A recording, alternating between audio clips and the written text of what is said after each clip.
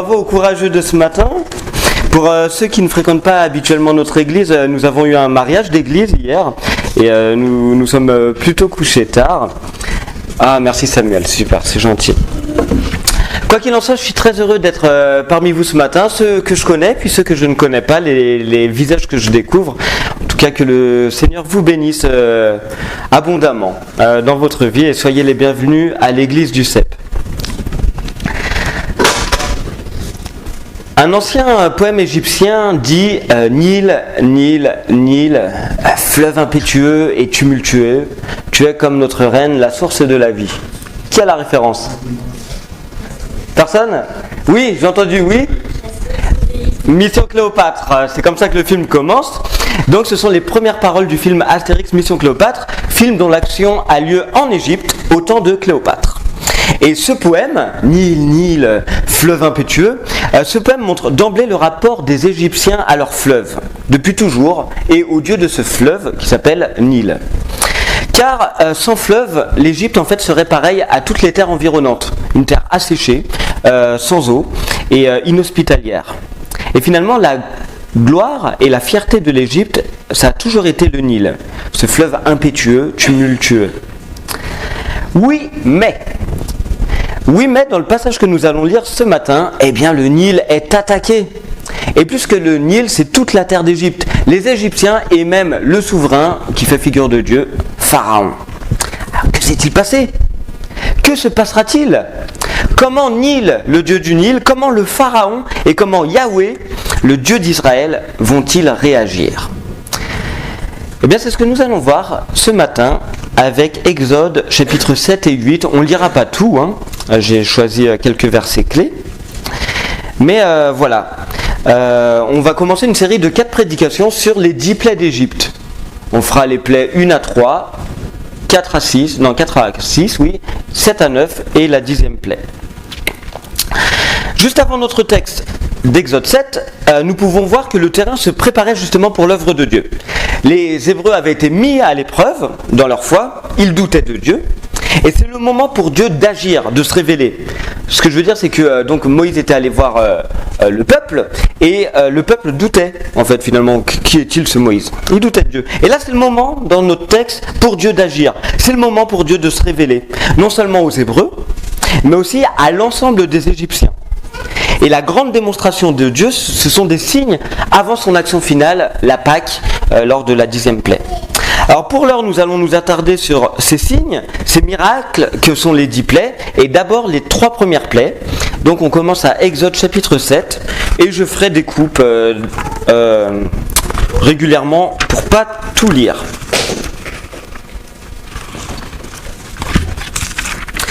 Je précise que si comme moi vous êtes venu sans votre Bible, vous pouvez lever la main et on vous en distribue une gratuitement. Voilà, merci Cédric.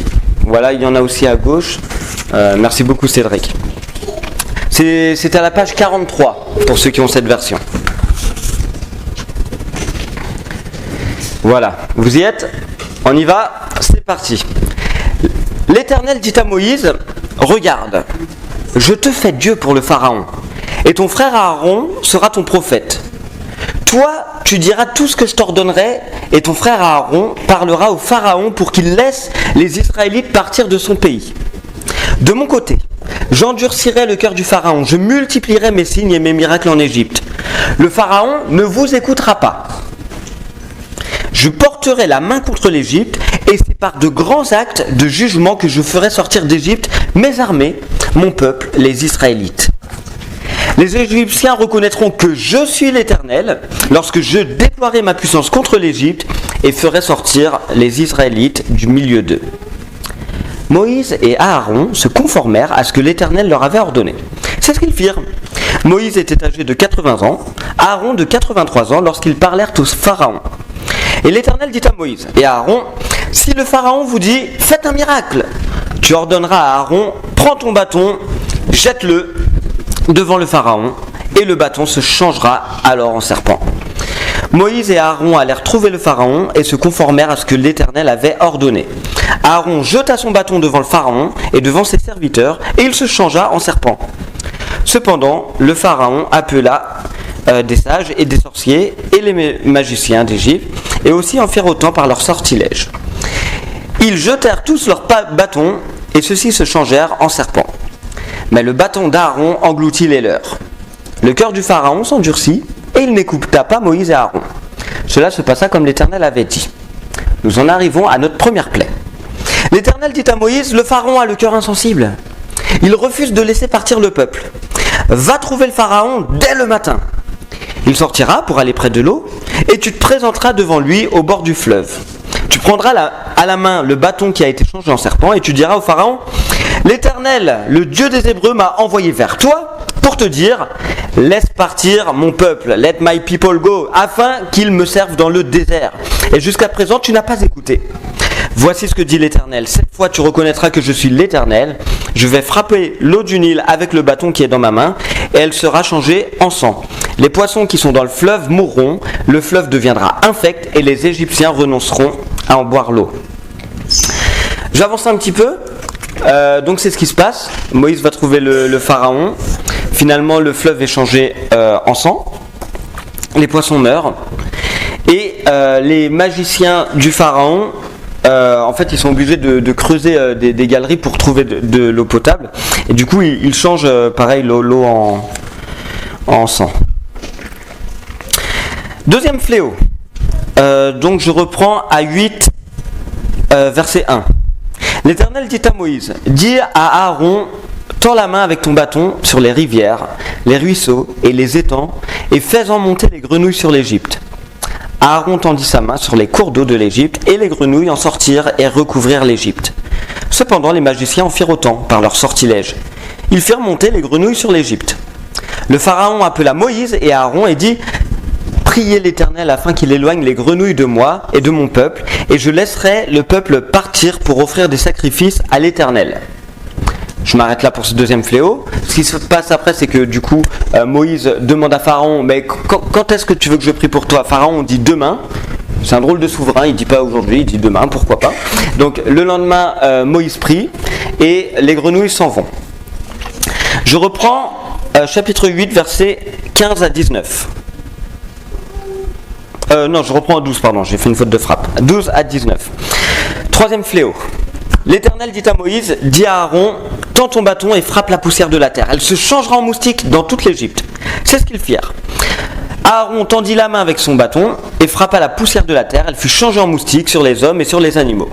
Toute la poussière de la terre fut changée en moustique dans toute l'Égypte.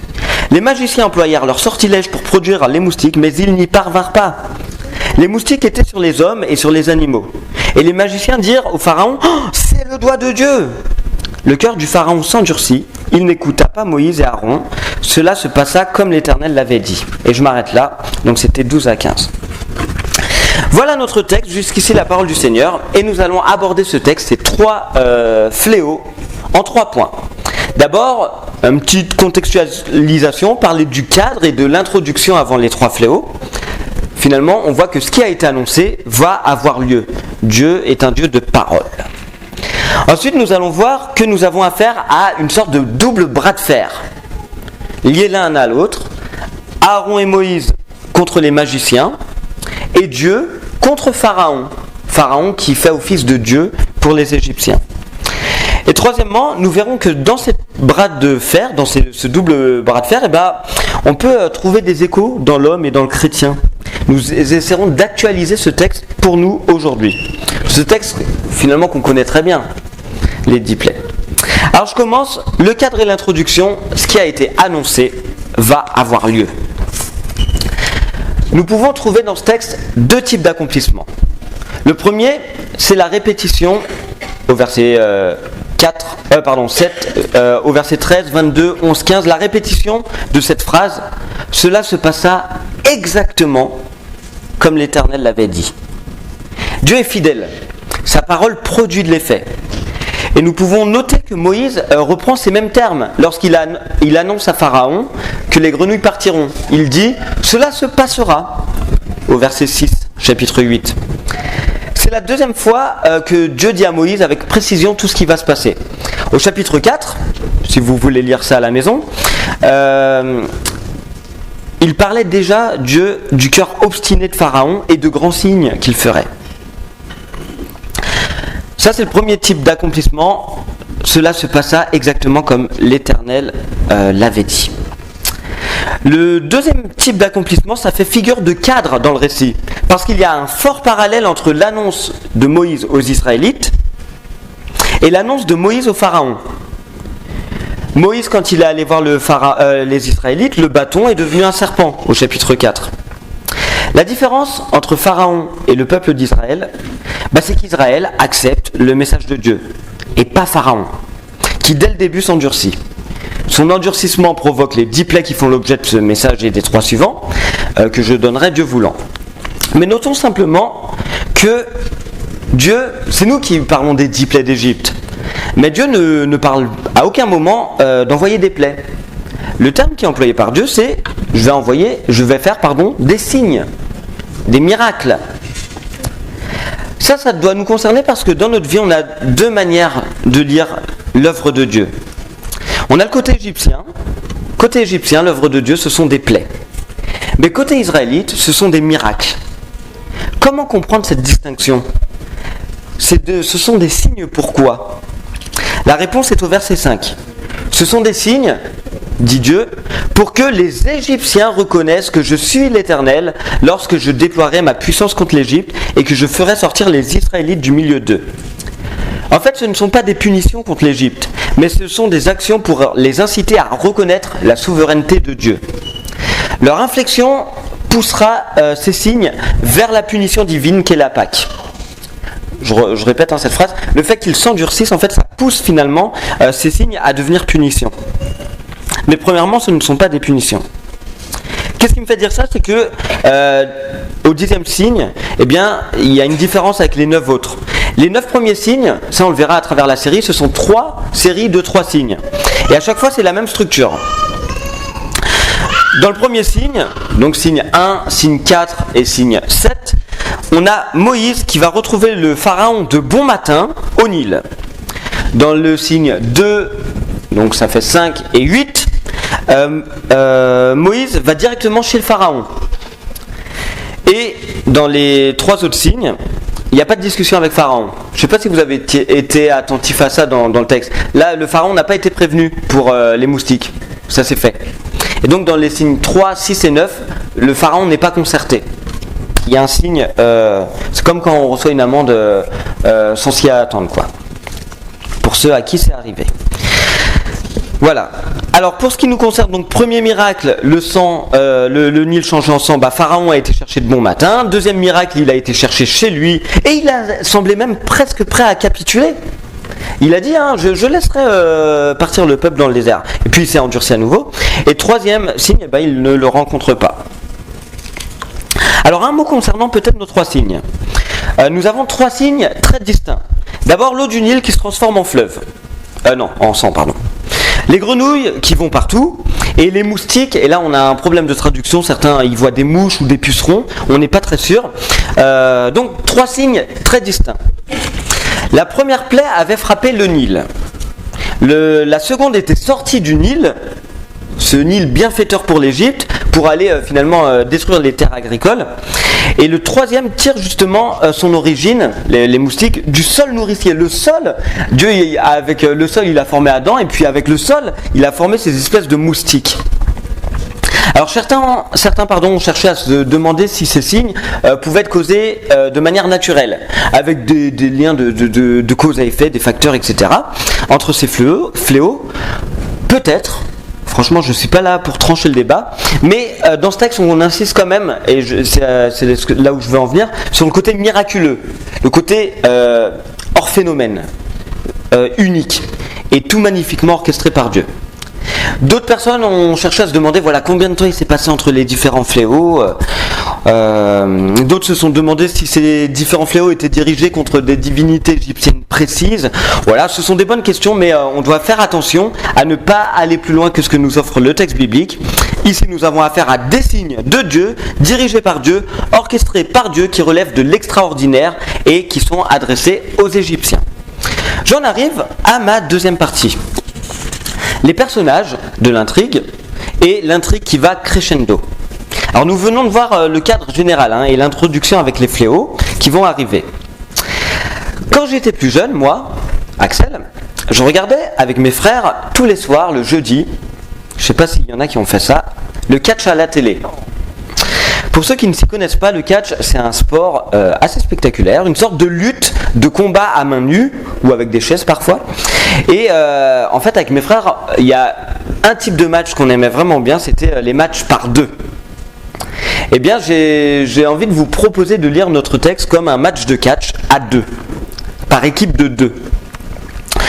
Donc un double duel, l'un oppose Moïse et Aaron contre les magiciens, et dans l'équipe de Moïse et Aaron on a aussi Dieu, et dans l'équipe des magiciens on a Pharaon, et pareil, il y a ce combat entre Dieu et Pharaon. Dieu pour son peuple. Donc Pharaon, qui est Dieu pour son peuple. Et ces deux matchs sont connectés, se répondent et se transcendent l'un l'autre. Premier match, Moïse et Aaron contre les magiciens, et les autres sages, les sorciers, etc. Moïse, ici, dès le verset 1, chapitre 7, il est décrit comme un dieu en fait. Je te fais Dieu.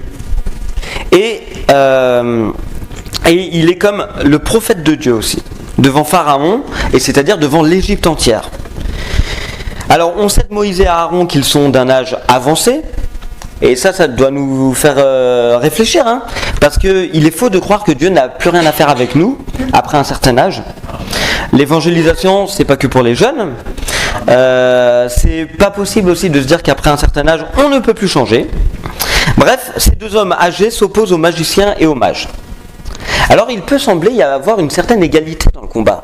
On a l'impression que c'est compliqué quoi. Dans l'introduction de notre passage, les magiciens aussi arrivent à transformer le bâton en serpent. Eux aussi parviennent à transformer l'encens. Eux aussi parviennent à faire venir des grenouilles. Mais, pourtant, l'ex-aequo n'est que d'apparence. Le serpent de Moïse, il mange le leurre.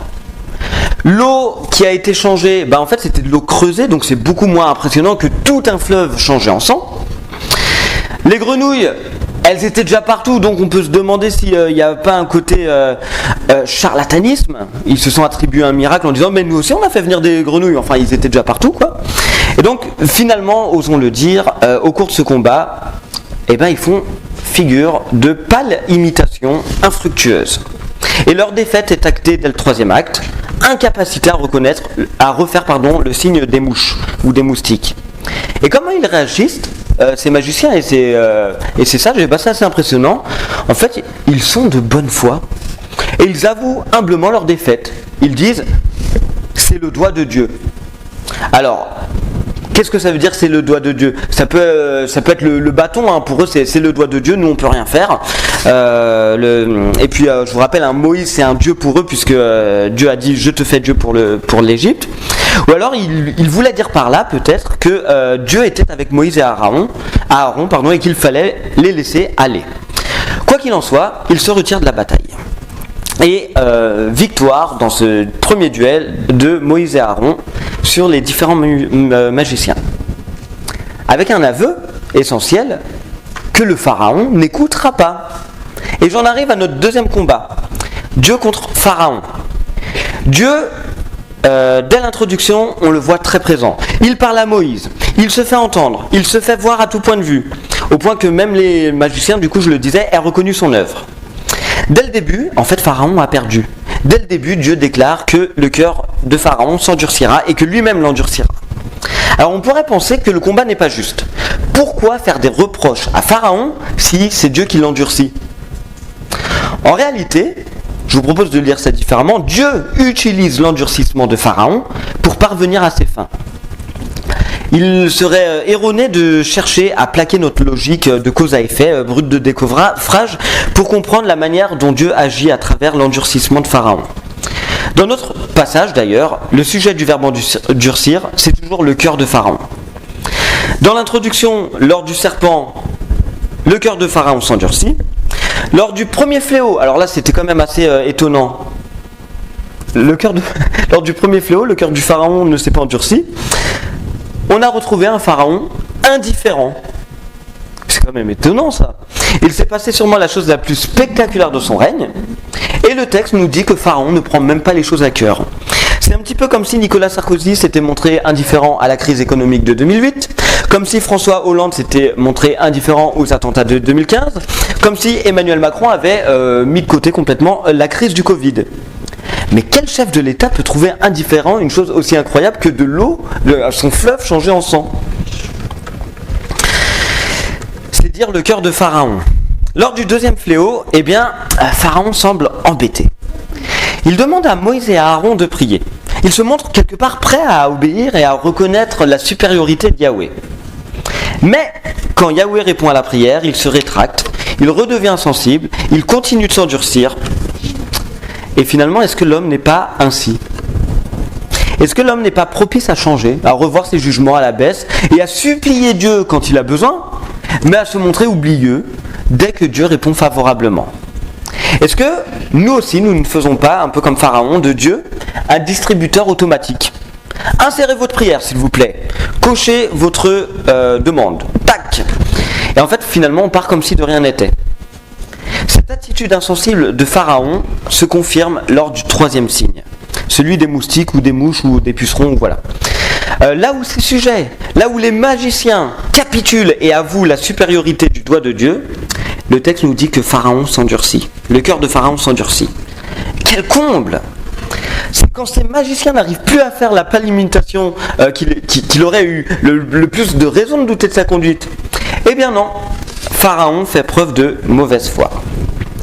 Ainsi, quand on termine cette péricope, avec ce double combat de catch par équipe, on peut être surpris de l'attitude rebelle de Pharaon. Il a déjà suffisamment perdu, mais il est trop orgueilleux pour ne serait-ce qu'imaginer se remettre en question. Alors, on pourrait parler d'un bras de fer entre Dieu et Pharaon, mais finalement c'est mal dit. C'est compliqué de parler d'un bras de fer entre Dieu et Pharaon ici parce que, en fait, il y a une défaite écrasante et humiliante de Pharaon, mais aussi de l'Égypte tout entière et de ses divinités. De Nil, le dieu du fleuve qui était censé nourrir les Égyptiens. Et là ils n'ont même plus de poissons. De Eki, c'était une divinité qui était censée justement débarrasser les Égyptiens des grenouilles. De Seth, la divinité de la fertilité des sols. Alors que là, le sol devient moustique. Et de finalement Pharaon lui-même qui était un dieu vivant pour ses contemporains. Alors il nous reste à entrer dans notre troisième partie, parce que c'est bien beau le texte biblique, mais comment nous l'approprier aujourd'hui? Comment faire de la parole de Dieu une parole toujours vivante et efficace? Qu'est-ce que ce texte a à nous dire sur l'homme, sur Dieu? Alors ce texte, je le disais, il est agréable à lire. C'est un texte narratif. Il nous rappelle une belle histoire qu'on a peut-être déjà entendue à l'école du dimanche, ou je sais pas moi, dans la culture commune, une histoire de miracle et d'un pharaon désabusé. Mais ce texte, je pense, peut aussi nous faire caisse de résonance dans nos vies. Parce qu'on y voit l'attitude versatile de l'homme face au jugement de Dieu. Une imploration, un rejet, une négociation. En fait, finalement, c'est un peu nous, quoi. Qui d'entre nous ne se précipite pas vers Dieu pour obtenir une faveur, aussi légitime soit-elle, puis se montre complètement oublieux de sa bonté? Qui de nous ne persévère pas dans l'endurcissement quand Dieu pointe du doigt quelque chose que l'on doit changer? Un péché que l'on fait constamment et qui finalement nous paraît même plus un péché, ou alors on ne veut plus le voir. Oui, quelque part, et ça c'est la tristesse du péché en nous, nous aussi nous sommes des pharaons, c'est-à-dire des dieux pour nous-mêmes. Nous n'avons aucun peuple à laisser partir, mais nous avons peut-être un endurcissement devant les commandements de Dieu et devant sa volonté. Ce texte nous apprend aussi quelque chose à propos de Satan. Alors là, vous me direz peut-être, mais Satan n'est même pas dans le texte. Et pourtant, l'opposition des mages devant Moïse a tout de satanique. Si vous ne me croyez pas, on va lire ensemble 2 Timothée chapitre 3. 2 Timothée chapitre 3, on va pas tout lire,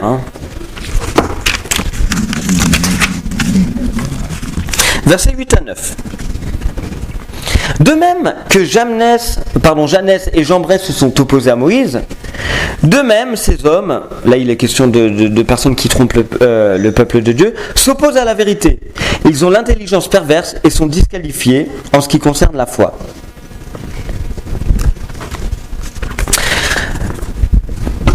Jeannès et Jambres sont les prénoms que la tradition juive rabbinique a donnés aux magiciens, qui se sont opposés à Moïse et à Aaron.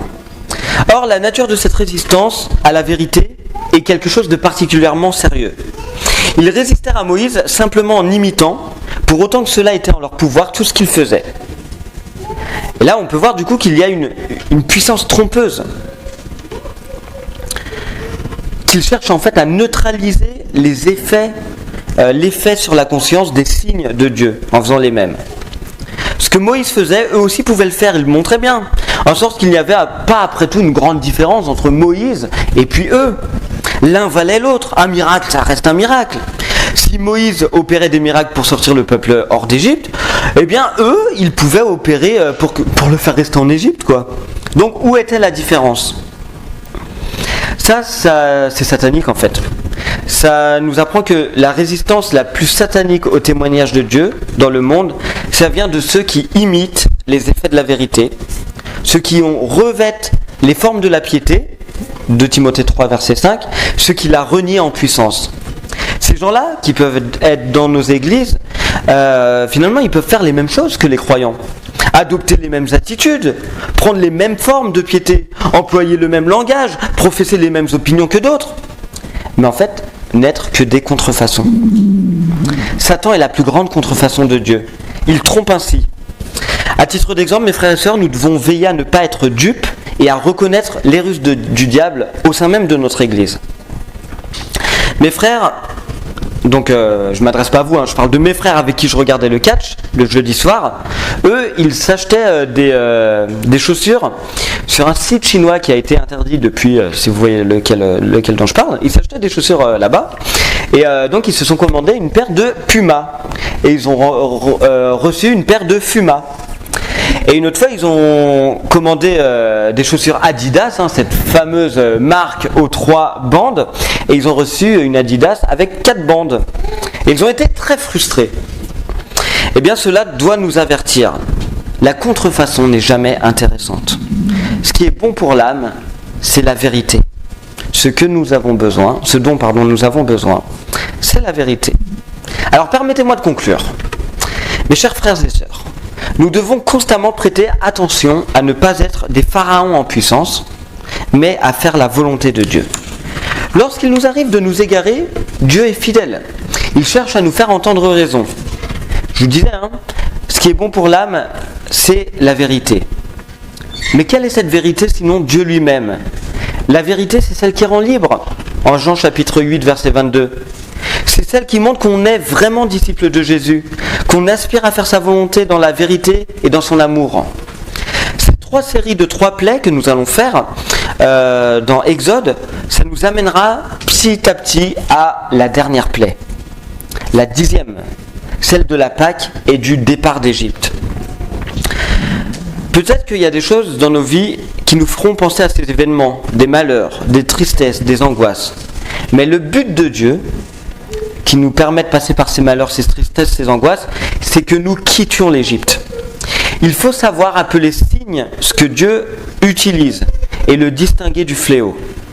Alors nous comprendrons combien la vérité du Seigneur est empreinte d'amour et de bonté.